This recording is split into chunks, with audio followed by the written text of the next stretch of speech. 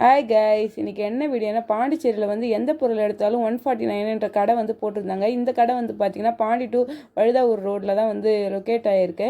நாங்கள் வந்து போகலான்னு சொல்லிட்டு ஈவினிங் போல் போயிருந்தோம். இங்கே வந்து பார்த்திங்கன்னா வீட்டுக்கு தேவையான எந்த பொருள் எடுத்தாலுமே 149 வந்து போட்டிருந்தாங்க. குழந்தைங்களுக்கு தேவையான டாய்ஸ், வாட்டர் பாட்டில், அதுக்கப்புறம் டஸ்ட்பின் எல்லாமே வந்து வச்சுருந்தாங்க. நாங்களும் வந்து ஒன்று ஒன்றா வந்து போய் பார்த்துட்டு இருந்தோம். நான் வந்து உப்பு ஜாடி தான் வந்து வாங்கலான்னு வந்து போயிருந்தேன். எனக்கு வந்து ஒரு ஜாடி வந்து பிடிச்சிருந்தேன். ஆனால் அதுக்கு வந்து கேப் வந்து இல்லைங்க. அதனால் நானே வந்து நிறையா வந்து பாக்ஸில் வந்து பிரிக்காமல் வந்து வச்சுருந்தாங்க. நானும் வந்து ஒன்று ஒன்றா வந்து பிரித்து பார்த்து எனக்கு பிடிச்ச மாதிரி ஒரு உப்பு ஜாடி வந்து வாங்கிட்டேன்.